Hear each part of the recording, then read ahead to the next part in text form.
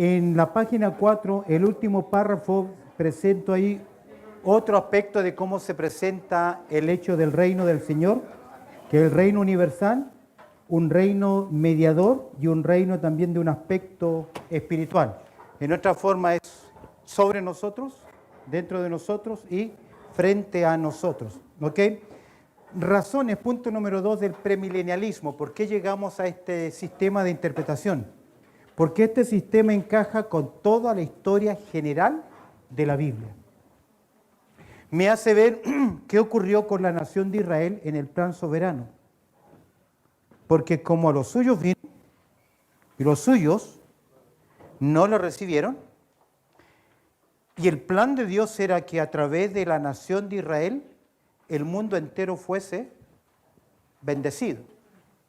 Como fracasa el Israel nacional, el Israel personaje o el verdadero israelita, que yo creo que Jesucristo es el verdadero israelita, pero no se cumplen en él todas las promesas antiguo testamentarias. Estamos de acuerdo en la teología del pacto que Jesucristo es el verdadero israelita, porque él como israelita sí cumple con Dios ¿qué? Todas las promesas. Es por eso que existe en Jesús la doble imputación. ¿Cuál es la doble imputación? El Padre carga nuestros pecados sobre Él y el Hijo nos imparte su justicia. Por eso es necesario que se cumpla toda ley. Por eso Él es el verdadero israelita, pero producto del fracaso de Israel, la gracia, el mensaje, nos alcanza también ¿a quién? A nosotros. Bien claro, porque de los judíos es la salvación, y la salvación nos alcanza también a nosotros mediante Jesucristo, que es el verdadero israelita. No le tenga temor a eso, porque es cierto, es bíblico, pero ahora la imputación, la justicia de Cristo, se nos aplica también a nosotros. Es por eso que frente a Juan el Bautista era necesario, le dice Jesús, que se cumpla ¿qué? Toda justicia, porque a Jesucristo debía cumplir toda nuestra justicia. No entre en el terreno de la imputación de la justicia entonces por obras, no. Nunca, nunca, nunca la salvación es por obras. Y aunque se nos imputa la justicia de Cristo, la obra de Cristo, no es que nosotros ahora tenemos buenas obras, por eso entramos al cielo. Pablo le dice claramente, nosotros somos aceptos por Dios, ¿en quién? En el amado. Por su gracia, por su misericordia. Amén. Razones del premilenialismo. Este sistema encaja con toda la historia general de la Biblia, con toda la historia en general de la Biblia, porque si hay una sola venida y nosotros solamente salimos al encuentro y regresamos, tenemos varios problemas. ¿Cuándo se casa la iglesia con Cristo? Claro. Todos los pasajes que hablan del bema, del tribunal de Cristo, ¿dónde los colocamos? En el juicio de las naciones, la separación del redil, te entra ¿qué? A complicar, porque en este tiempo, antes de establecerse el reino, hay juicios que tienen que cumplirse. Por eso es interesante, ¿por cuánto lo hiciste? Mateo 25, a uno de estos pequeñitos, a mí me lo hiciste. Hay un juicio de naciones, hay un juicio del redil que es importante, pero ese juicio del redil y juicio de naciones no tiene nada que ver con el juicio examinatorio de los creyentes. Porque el juicio examinatorio de los creyentes no es para determinar salvo o no salvo, sino es para determinar ¿qué cosa? El grado de recompensa, la retribución. Y tampoco lo podemos confundir ¿con quién? Con este. ¿Por qué? Porque esto es ¿para quiénes? Ahora, ojo que tienen que resucitar. Y al resucitar reciben cuerpos adaptados para la eternidad. A veces nosotros solamente pensamos en la vida eterna, el cielo, y aún nos cuesta. Pero imagínate pensar en el eterno tormento, eso es terrible. Eso es terrible, no logra entrar. John Stott me sorprende que no cree en el castigo eterno. Para él, perdición es como la teología de los testigos de Jehová, aniquilación. Pero las escrituras, y me fui de espalda cuando tuve que leerlo y investigarlo, porque uno dice, bueno, paso con John Piper. John Piper dice que tú te vas a ir al cielo hasta con tus mascotas. Suena tierno, no me interesa porque no me gustan los perritos o las mascotas. Pero la mitad de los americanos están contentos con esa teología, que se va a llevar a su mascotita. ¿De dónde lo saca? Porque volvemos en caballo y el león y el cordero, etc. Ok, el sistema, el premilenialismo te ayuda a encajar ¿qué cosa? Estos elementos. Si no, te quedan dando vuelta en un solo paquete. Este sistema explica la restauración de todas las cosas, porque tiene que haber una restauración de lo que perdió Adán y Eva. Pero obviamente no puede ser solamente eso la promesa. Tiene que haber algo más, pero tiene que ser restaurado en algún momento, porque ese gobierno humano tiene que ser restaurado. Y es restaurado como una previa para los cielos nuevos y la tierra nueva. ¿Lo tiene? ¿Se entiende la idea? Ok, y tercero, este sistema muestra el reinado del hombre a través de Cristo. Porque Cristo tiene que reinar, el Mesías, el descendiente de David, tiene que reinar porque es eterna, no la olvides.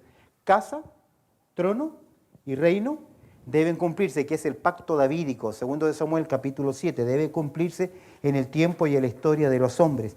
La necesidad del premilenialismo, página 5, es necesario porque donde fracasó Adán tiene que tener victoria Cristo. El milenio es necesario porque Cristo debe reinar en el mundo en el cual Él fue rechazado. A los suyos vino y los suyos no le recibieron. Pero Génesis 3.15 demuestra, y Salmo capítulo 2, pídeme, le dice el Padre al Hijo, pídeme que te daré ¿qué cosa?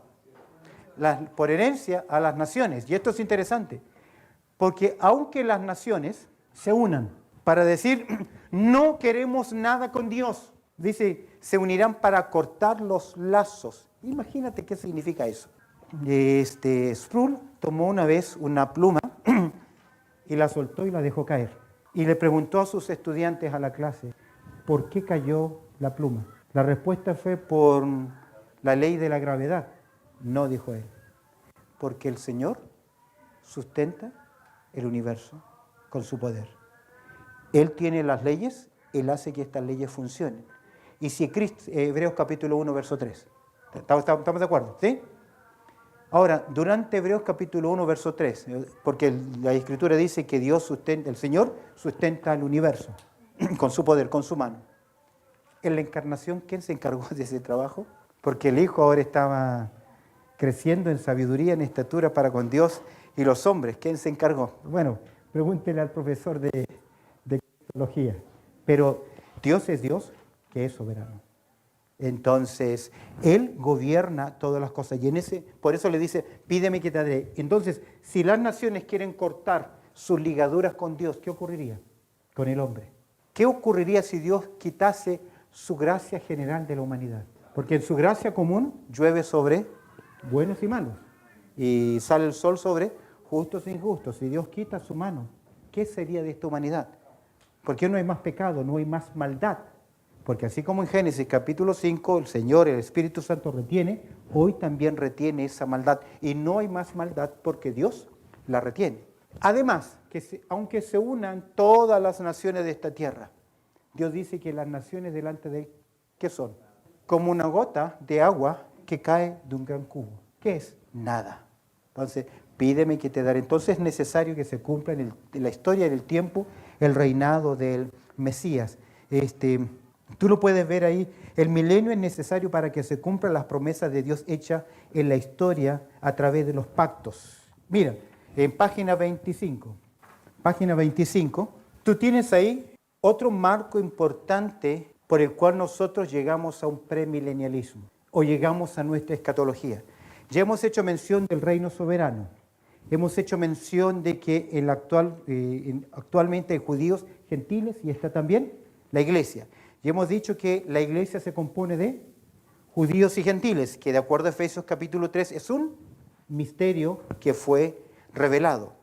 Comenzamos a ver que hay un esquema, hay algo que se promete, hay una pregunta, Mateo 24, hay una venida, una manifestación visible del Rey. pero también tenemos un Juan capítulo 14, que hay una promesa personal que hace Jesús a sus discípulos. Creed en Dios y creed también en mí. Se está dirigiendo a sus discípulos y por extensión se está dirigiendo a la iglesia. Ese discurso, les decía, Juan capítulo 13 al capítulo 17, es un discurso privado, es una conferencia privada en el aposento alto, donde en cierta forma Jesús les está dando la bienvenida a la iglesia. Porque Mateo 5:7 es Israel, constitución del reino. Mateo capítulo 24-25 es nuevamente Israel con el retorno del rey. Pero Juan capítulo 13 al capítulo 17 no está tratando a los discípulos como judíos étnicos, sino que les está, por así decir, dando la bienvenida como iglesia a los creyentes, ya que va a hablar de la perseverancia, cena del Señor, la obra del Espíritu Santo, la promesa de un traslado, un rapto, y esto es importante. Todos esos esquemas dando vuelta así, ¿cómo se armonizan? A través de un sistema premilenial o de un premilenialismo que te ayuda a encajar a estos sistemas. Y ese es el gran problema con la teología del pacto. ¿Cómo armoniza estos eventos? Bien fácil. Me tienen que mutear acá. Sugel Michelin. Volvamos ahora. Él enseña presente siglo y el siglo venidero. Sencillo, fácil, pero ¿qué no incluye? No incluye un reino, no incluye un rapto, no incluye qué pasa en la iglesia, es una extensión, etc. Su esquema tiene serios problemas y es muy simplista, demasiado simplista. Aunque él reconoce que pasó por Pentecostés, que pasó por Dallas, pasó por esta Carballosa, yo creo que no entendió. Porque si es consecuente con su hermenéutica, si somos consecuentes con nuestra hermenéutica, es imposible espiritualizar Apocalipsis capítulo 20 o el libro de Apocalipsis. Es imposible. Por eso es la necesidad del premilenialismo. Y otro cuadro importante es pactos. Dios es un Dios de pactos. Y hay por lo menos 3 pactos, 4, que es el pacto palestino, que es una mezcla, es una combinación entre el pacto abrahámico y el nuevo pacto. Lo puse acá porque Pentecostés lo desarrolla también, aunque el premilenialismo progresivo, futurista, mejor dicho, no lo incluye. No lo incluye no porque no lo cree, sino porque es una combinación entre el pacto abrahámico y el nuevo pacto. Estos 4 pactos o estos 3 pactos son fundamentales. El pacto abrahámico es importante, no creo que lo vamos a tocar a profundidad, pero ya tienes el apunte y la idea. En el pacto abrahámico incluye promesas personales, promesas nacionales y promesas universales. Parte de este pacto se cumplió. Lo que no se cumplió es que ellos poseerían la tierra. Con Josué lograron conquistar parte de la tierra, pero no toda la tierra. Y déjame decirte algo. A pesar de que Josué es un digno representante del reino mediado a través de un líder, cometió un gran error, un gran fracaso. Es decir, Israel anduvo por lo general bien. En Deuteronomio, que creo que es un discurso que no tomó más de un mes de Moisés en darlo a toda la nación de Israel, estaban a las puertas en las tierras de Moab, estaban en un vergel mirando hacia Jericó, en un discurso precioso, de los campos de Moab, a un discurso precioso, donde Dios repite la ley a la nueva generación. Parte importante del recordar del libro de Deuteronomio es que esa generación, la nueva generación, con la excepción de Josué y Caleb, ellos debían entrar y nunca olvidarse de por qué entran a la tierra prometida. Ahora, Moisés les escribe 5 libros. Bueno, Josué terminó de escribir la última parte de Josué porque es evidente que Moisés no pudo escribir, no me encontraron donde me enterraron. Pero estos 5 libros fueron para enseñarles por qué la nación de Israel está en una tierra que nunca fue de ellos. Están cultivando una tierra que nunca sembraron. Una tierra que fluye leche y miel, pero no debían ¿qué? Olvidarse jamás. De hecho, Deuteronomio capítulo 28 se puede resumir así. Obediencia trae consigo bendición. Desobediencia trae consigo juicio. Ellos lo saben. Oye Israel, Jehová vuestro Dios, Jehová uno es. Y repetirás estas verdades a tus hijos al andar, al caminar. ¿Qué verdades? El Dios que los tiene es Dios soberano. ¿Por qué tienen derecho a esa tierra? Porque Él creó los cielos y la tierra. ¿Por qué tienen derecho a esa tierra? Porque Dios que los formó desde Abraham les prometió una tierra por heredad. Pero cuando llegan al tiempo de Josué, cuando ya se sintieron grandes, yo pensaba, ¿por qué todo lo de la tierra de la Canaán no atacaron a los hebreos? Es que hay una barrera natural impresionante. Hay un río. ¿Cómo los van a invadir si hay un río? El Dios soberano abre para ellos para que puedan conquistar al sur y luego al norte y subyugar. Pero en vez de eliminarlos, los israelitas se sintieron ¿qué? Fuertes y no cumplieron con su mandato. Ahora al final, en el ocaso de la vida de Josué, Josué le dice a la nación de Israel: ustedes decidan a quiénes van a obedecer, pero yo en mi casa serviremos a Jehová. Lindo texto, lo usamos siempre tanto para aplicación familiar como una predicación, pero es un fracaso, porque Josué debía exigir que toda la nación de Israel siguiera a quién. Ustedes decidan a quién van a seguir, a Jehová o a los dioses de vuestros padres. Es por eso que cuando entramos al libro de Josué y llegamos al capítulo 3, tercera generación, dice el texto que ellos ni siquiera sabían lo que Dios había hecho con sus abuelos. Qué tremendo fracaso para demostrar la necesidad de un libertador. Es por eso que el libro de Josué es un libro ¿qué? Cíclico.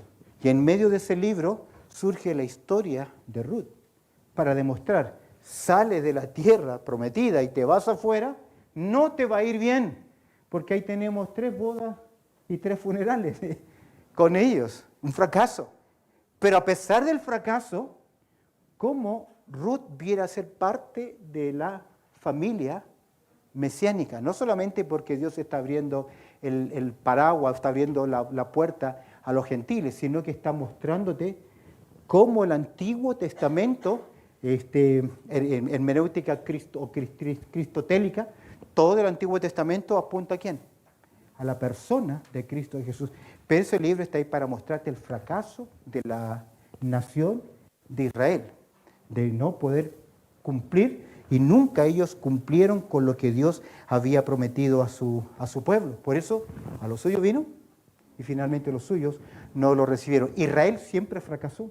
No sé si has leído tú el libro de Jeremías, el cantar de Lamentaciones. Cuando lo leí, tenía que hacer un trabajo, me corrían las lágrimas, porque en 2 capítulos de 4, mujeres se comen a sus hijos. ¿Sabías tú que Dios se lo dijo a ellos en Deuteronomio? Somos responsables de conocer todo el libro de Dios y cómo ellos fracasaron. Y su fracaso máximo, ¿cuál fue? Rechazar a Cristo Jesús. Pero a pesar de eso, pacto abrámico, la tierra, Dios hace un pacto con David. Y ese pacto con David es que Dios le va a levantar a un descendiente. Es interesante los reyes y las crónicas. Cuando tú comparas la cronología, el libro de Crónicas, primero y segundo de Crónicas, es desarrollado, es escrito, es compuesto en el tiempo del retorno del cautiverio de Babilonia hacia Jerusalén. Esdras, Nehemías, en ese tiempo está escrito. Uno dice, ¿para qué si ya tenemos a primero y segundo de Reyes y tenemos parte primero y segundo de Samuel? ¿Para qué un primero y segundo de Crónicas? Es porque primero y segundo de Crónicas demuestran el fracaso de las tribus, de las 10 tribus del norte y aún de las tribus del sur, pero a pesar de ese fracaso, cómo Dios mantiene una promesa con David, el pacto davídico. Y si ellos están de regreso en la tierra prometida, es porque Dios sigue siendo fiel ¿a qué? A sus pactos. Y el pacto abrahámico es que tienen que poseer la tierra. Y el pacto davídico es que tiene que venir un monarca, un rey, que se siente ¿dónde? En el trono de David. Y Dios luego inserta un nuevo pacto, que es el nuevo pacto, el capítulo principal, Jeremías 31. Y en Jeremías 31, Dios le dice claramente, mientras hay sol mientras hay luna, Dios va a mantener, ¿qué cosa? Su palabra. Ahora, el nuevo pacto comenzó en aquel momento en que Jesús se siente en el aposento alto con sus discípulos. Porque Él le dice, esta es la sangre del nuevo pacto. Comenzó ahí y principalmente es con la nación de Israel. Pero usted y yo, la iglesia, caemos también dentro de ese nuevo pacto, pero no se completa, no se completó el nuevo pacto, porque el nuevo pacto incluye la retribución a la nación de Israel. Tiene que haber una disciplina, tiene que haber un castigo. Actualmente están bajo el juicio de Dios, porque la bendición para una israelita, el pacto abrámico, ¿es en dónde? En la tierra prometida. Salen de la tierra prometida, no hay bendición. Aún el famoso texto de traer los diezmos al alfolí, Malaquías capítulo 3, verso 10, es para Israel. Es para la nación de Israel. Abriré las puertas de los cielos. Es para la nación de Israel, porque el evangelismo o el evangelio de la prosperidad es para ellos. ¿Por qué? Ya te comentaba al día de ayer que Dios hacía evidente la bendición de la nación de Israel a través de su prosperidad económica. Es por eso que se habla la tierra, prosperar, tus hijos, Salmo 127, Salmo 128, van a florecer, van a crecer, porque es cierto, la bendición estaba ¿dónde? Ahí. Ahora, cada vez que hay hambre, cada vez que hay necesidad, es porque Dios los está apretando. Pero tiene que haber una disciplina para la nación de Israel, que es la tribulación. La 70ª semana de Daniel, que tiene que ver con ese tiempo de tribulación para que ellos entren a la tierra, en este caso, a la tierra prometida. Pacto abrahámico, tiene que cumplirse. Pacto davídico y el nuevo pacto, que incluye retribución, que incluye restauración, que incluye retorno y que incluye el rey. Que todos esos ingredientes incluyen el día de Jehová, el día del Señor. ¿Lo tiene? Entonces el día de Jehová, el día del Señor, para los hebreos casi es impensable. Entonces la teología de ellos existe el actual tiempo y el siglo venidero. Para ellos el siglo venidero, ¿qué es? El retorno, retribución, retorno, restauración y el reinado del Mesías. ¿Entiende lo que incluye? Lo que en el Antiguo Testamento son huevos revueltos, como Marcos nos decía, un tren que viene en línea recta, los carriles, los carriles, ¿sí? Los vagones, etcétera. ¿Lo tienen? ¿Preguntas? Buena pregunta. Y lo primero que tenemos que ver, que actualmente Israel está bajo la disciplina divina. Dios, Riley, en su teología, él presenta que estamos como que la iglesia es como un paréntesis. Me gusta la ilustración, pero quiero ver la continuidad del programa de Dios. ¿Lo tienes? He dicho que Dios actualmente no está tratando con la nación de Israel, es cierto, pero proféticamente Dios sigue tratando. Hay un Ezequiel capítulo 37, hay una restitución de los huesos y posiblemente comenzó en el 1948, pero aún no tiene vida. Y el pacto abrámico, y el pacto davídico, y el nuevo pacto se tienen que cumplir. Ahora, la iglesia cae dentro de este nuevo pacto, pero parte de los ingredientes de este nuevo pacto es una restitución y un reino a la nación de Israel. Ahora, volviendo a Israel, ¿qué pasa con ellos? En Romanos capítulo 11 dice el verso 25 lo siguiente: porque no quiero, hermanos, que ignoréis este misterio, para que no seáis arrogantes en cuanto a vosotros mismos, que ha acontecido Israel endurecimiento en parte, es decir, ceguera, hasta que haya entrado la plenitud de los gentiles. ¿Y qué es la plenitud de los gentiles? Lo que pasa es que en el año 586, cuando Nabucodonosor subyugó y dominó Jerusalén y la destruyó, se inauguró el tiempo de los gentiles. E Israel, como nación, dejó de ser el foco central. Aunque uno diría hoy, Israel estornuda y todos nos tenemos que limpiar la nariz, ¿estamos de acuerdo? Pero quitó presencia, influencia espiritual sobre esta tierra. Dejó de ser el foco principal ¿Y qué surge inmediatamente en el año 586? El tiempo de los gentiles. Emerge el imperio babilónico, el imperio medo-persa, el imperio griego y el imperio romano. Un imperio romano mezcla hierro y barro. Esto es interesante, porque aún el mejor gobierno humano no se puede mezclar el hierro y el barro. Es decir, aunque el político te ofrezca lo mejor, no te va a cumplir. Es porque hierro y barro. Y luego viene, ahora, actualmente, ese cuarto imperio pareciera que desapareció, y de hecho después del año 500, Constantino, con su inteligencia de separar Oriente y Occidente y establecer Constantinopla, porque él se dio cuenta que el Imperio Romano ya no fue lo que fue casi desde el año 300 a.C., él dividió Oriente y Occidente. El cuarto imperio será finalmente restaurado, porque de acuerdo a Daniel 7, Daniel 11, Apocalipsis capítulo 13, de este imperio tiene que emerger este personaje. Jesús en Lucas capítulo 21 dijo lo siguiente: Jerusalén seguirá, 21, 28, 21, 27 por ahí, seguirá siendo hollada o pisoteada por los gentiles. Actualmente estamos viviendo en ese gran periodo de tiempo llamado el tiempo de los gentiles. Y observa, porque Pablo toma eso, dice que la ceguera de Israel, que ha acontecido Israel, endurecimiento en parte hasta que haya entrado la plenitud de los gentiles, es decir, se cumpla este periodo de tiempo. Y verso 26, ¿qué dice? Y luego todo Israel será salvo. Está hablando en el sentido nacional, pero la salvación nunca es grupal, siempre es individual. Tenía un programa radial en Australia y un día yo estaba hablando sobre una distinción, que no recuerdo lo que era, y me dice, que en el tiempo de los conflictos Argentina con Inglaterra, los chilenos le dieron la ubicación lógica de dónde estaban las bases argentinas. Entonces los ingleses, que venían con su tecnología, supieron exactamente dónde actuar.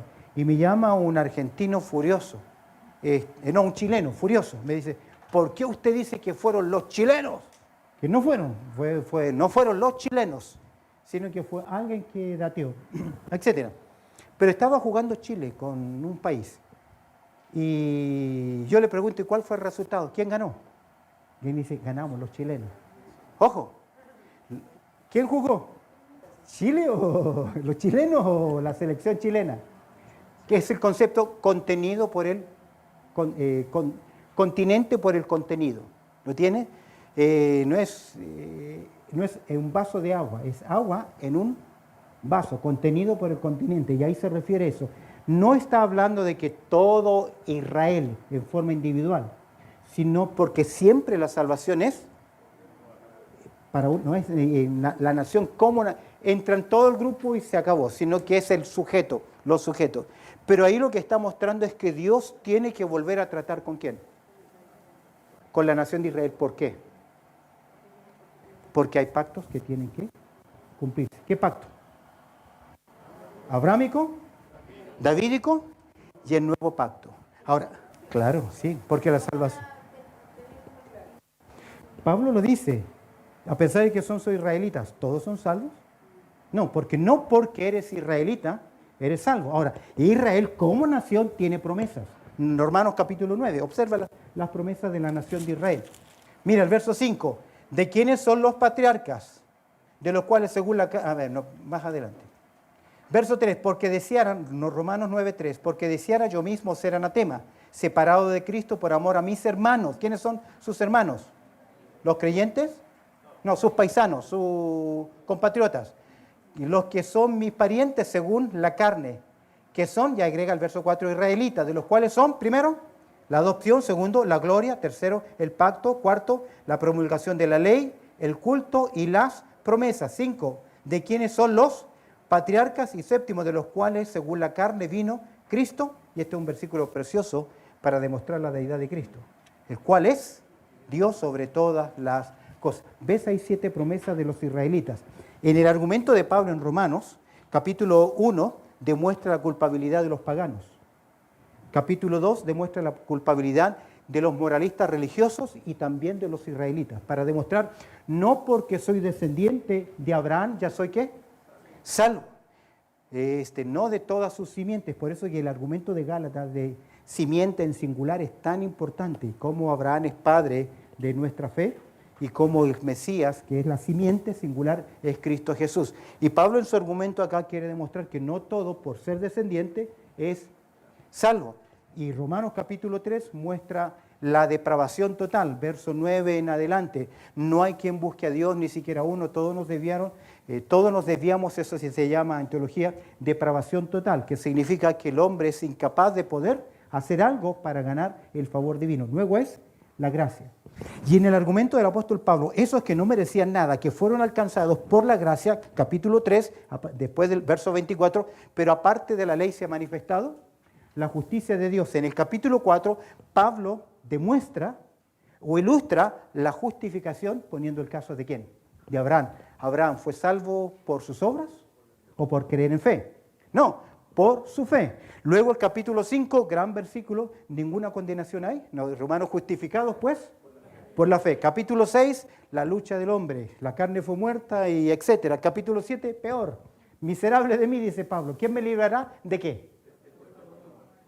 Porque él reconoce su lucha interior. A pesar de que usted y yo tenemos la naturaleza divina, primera de Pedro 1:4, yo a veces cuando le leía, wow, voy a ser Dios, los mormones, no. Me imparte la capacidad de poder responder en obediencia a Dios. Ahora, por eso es que soy libre para obedecer. Y está esa lucha en el capítulo 7, capítulo 8, capítulo de victoria. Ninguna condenación hay para... ¿Y cómo termina? Ni lo alto, ni lo profundo, ni ninguna otra cosa creada. Ahí hay una seguridad de salvación. ¿De quiénes? De aquellos que han creído en Cristo Jesús. Romanos 1 es una demostración. La creación demuestra la culpabilidad de los hombres. La voz de la conciencia y la voz de la creación no salvan, pero sí demuestran culpables. Entonces, en todo su argumento, Pablo está demostrando la seguridad de nuestra salvación. Entramos al capítulo 9, donde Pablo aborda a los israelitas. Y esto es interesante, porque capítulo 9, Dios escoge a Israel y hay una elección soberana y lo demuestra Jacob, amé, a Esaú aborrecí, una soberanía de parte de Dios. Luego capítulo 10, cómo ellos fueron desgajados, la nación rebelde fue desgajada y Dios insertó una nueva. Y el capítulo 11, Pablo presenta cómo él ministra a los gentiles para provocar a celo. Tú lo vas a ver 3, 4 veces que aparece en Romanos 11, a celo, como diciendo, mira lo que ustedes debieran tener, pero no lo tienen por su ceguera. ¿Por qué todo esto? Porque el llamado y los dones son irrevocables. Eso es para demostrar, si hay seguridad de salvación en el creyente, porque ahora está en Cristo Jesús, también va a haber una salvación ¿para quién? Para el Israel nacional. ¿Por qué? Porque Dios lo prometió a través de ¿quién? Del pacto abrámico, del pacto davídico y del nuevo pacto. ¿Qué papel jugamos nosotros en el reino? ¿Qué papel? Somos la esposa del rey. Reinaremos juntamente con Cristo. Ahora, no puedo decirte que nosotros vamos a ser una élite especial. Pero sí nosotros ya en ese punto estamos con cuerpos transformados. Y recuerda que en Mateo 24 dice que algunos van a entrar en vida al reino. Y van a continuar con su vida normal. Pero ¿qué no van a tener ellos? No van a tener cuerpos glorificados, pero Satanás no va a estar ausente, provocándoles a una tentación hasta el final de ese tiempo.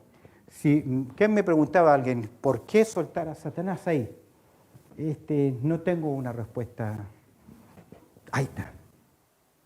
puedo dar varias opiniones. Mi única respuesta en ese punto es que Dios es soberano.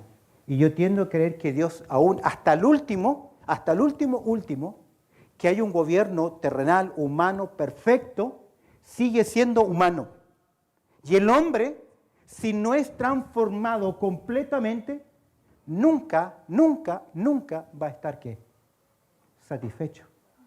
Porque cuando yo miro a Isaías, cuando yo miro a los profetas menores hablar acerca del reino, que todo instrumento de guerra va a ser utilizado para labrar la tierra. Ojo, el 60% de los científicos hoy trabajan no en cómo sanar a las personas, sino en cómo ser más efectivo para destruir a otros. Imaginen en ese tiempo que el 100% de la tecnología, porque dice, todo instrumento de guerra será utilizado para labrar la tierra. Eso va a ser increíble. Que la tierra va a ser llena ¿de qué?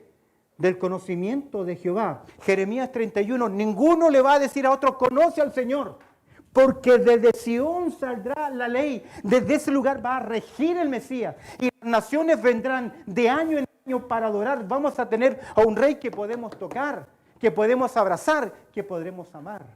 Eso nunca lo ha experimentado la historia humana. Yo vivo en Australia y eso es lo que me sorprende acá, el choque, el cambio cultural. Todas nuestras casas llenas de rejas, protecciones, candados. A veces yo creo que estamos presos en nuestra propia casa. Allá no tenemos nosotros, no tenemos rejas. Comparto el mismo terreno con mi vecino. Tengo una pequeña lata que nos separa, hay tranquilidad. Yo dejo mi carro con mis cosas, con ventanas abiertas. Bueno, para ver, tendría que...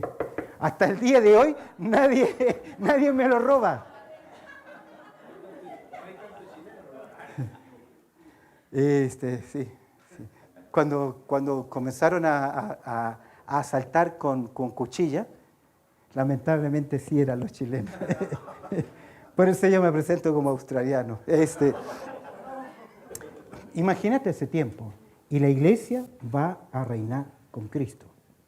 La habitación va a ser la Jerusalén celestial, con la capacidad de desplazamiento, porque cuando nuestros cuerpos sean transformados, wow, va a ser a semejanza del cuerpo de Cristo. Más allá no puedo explicar, porque más allá no autoriza la Escritura. Pero sí Dios tendrá que tratar nuevamente ¿con quién? Con la nación de Israel, porque se tienen que cumplir estos 3 pactos. Y estos 3 pactos te demarcan ¿qué cosa? La escatología.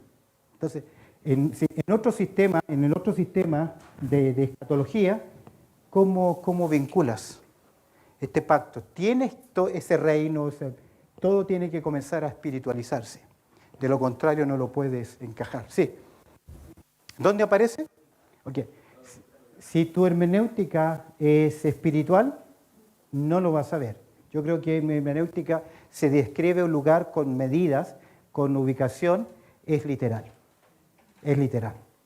Que se va a poder ver de la tierra, cuando esté ahí te voy a decir. Pero va a ser situada en este tiempo, en el tiempo del milenio. Volvamos al apunte para ver si logramos cubrir algo. Donde dice el apunte, ya saben entonces, desde la página 25 hasta la 35, 4 pactos. Incluye el pacto palestino, que es una combinación entre el pacto abrámico y el nuevo pacto. ¿Lo tiene? Pero los pactos principales del premilenialismo futurista simplemente enfatizan el pacto abrámico, pacto davídico y el nuevo pacto. Ahora, ¿qué función tiene la iglesia en el nuevo pacto? Que nosotros caemos en esa bendición. Porque aparte de que hay un retorno, hay una retribución, un retorno, una restauración y un reinado en el nuevo pacto, también hay algo importante, que Dios convierte el corazón de piedra en un corazón de carne. Y eso es mediante la obra ¿de quién? Del Espíritu Santo. ¿Qué es lo que nosotros tenemos en el nuevo nacimiento? Porque el nuevo pacto comienza con la obra, con el sacrificio de Cristo. Si no, tendríamos que cortar o sacar Hebreos capítulo 8 hasta el capítulo 10. Tendríamos que quitarlos. y esto es importante, la iglesia cae, pero no en un cumplimiento total. ¿Por qué en un cumplimiento total? Porque se hace necesario una retribución, un retorno, una restauración ¿de quién? De la nación de Israel, para luego establecer un reino. Hablando sobre el presente siglo y el venidero, déjame volver a la punta. Página 5. Después de la necesidad del premilenialismo, después de los dos puntos principales. Hablando sobre el presente siglo y el venidero, la perspectiva premilenialista armoniza mejor los eventos particulares que señalan las Escrituras sobre la escatología. Logra armonizar la creencia apostólica de la revelación de Cristo. ¿Recuerdas en Hechos capítulo 1, verso 6? Después de 40 días los discípulos le preguntan al Señor, ¿restaurarás qué cosa? Entonces, ¿qué reino? ¿Qué están pensando ellos con reino? ¿Por qué el Nuevo Testamento, por qué Jesús no explicó qué es el reino? ¿Por qué Juan Bautista no explicó qué es el reino? ¿Por qué? Porque ellos tenían un concepto claro acerca del reino. Jesús lo ilustró, pero no lo explicó. Y ellos le preguntan, ¿restaurarás qué cosa? Hechos 1:6, ¿cuál es la pregunta? El reino de Israel. El reino a Israel. Ahí el momento preciso, ¿para qué? Para que Jesús le dijese, olvídense, ya no hay reino. ¿Esa fue la corrección? ¿Cuál es la corrección? ¿Qué les dice Jesús? No os toca a vosotros saber los tiempos y las sazones, Kairos y Cronos. Cronos, la fecha exacta, Kairos, las características de los tiempos. Ya Jesús lo había dicho cuando ellos le preguntaron en Mateo 24 exactamente lo mismo. ¿Cuándo va a ser tu venida? El Señor le dijo que ningún hombre lo puede saber, que los ángeles no lo saben y que hasta ese momento tampoco sabía quién. El Hijo. Y no hay que extrañarse, porque el Hijo también es 100% hombre. Entonces, armoniza con la, cambien la palabrita ahí prestación, sino con la presentación de Pedro del retorno del Mesías. Ya que en capítulo 3, verso 21, Pedro le dice, si ustedes se arrepienten, el Mesías ¿qué? Viene a reinar. Armoniza con eso. El premilenialismo te logra explicar por qué esos dos conceptos, con lo enseñado por Jesús en Juan capítulo 14. ¿Qué enseña Jesús en Juan capítulo 14? ¿Un reino en esta tierra? Donde yo estoy, vosotros también estáis. Permíteme terminar. Con lo señalado por Jesús, vendré otra vez y os tomaré a mí mismo. Con lo que Pablo enseña sobre la transformación de los cuerpos de los creyentes. No todos dormiremos, pero sí todos seremos transformados. ¿Qué es eso? Rapto de la iglesia. Armoniza y el evento del rapto. El tribunal. La cronología del libro de Apocalipsis. Si no tengo un sistema pretribulacional o el pretribulacionalismo, ¿cómo armonizo los eventos de Apocalipsis? ¿Qué me obliga a hacer? Espiritualizarlo, que es la base de la teología del pacto. El Antiguo Testamento es espiritual porque se reinterpreta con el Nuevo Testamento. O los conceptos casa, trono y reino. ¿Dónde los encajo? En una sola parte. Nos vamos al recreo.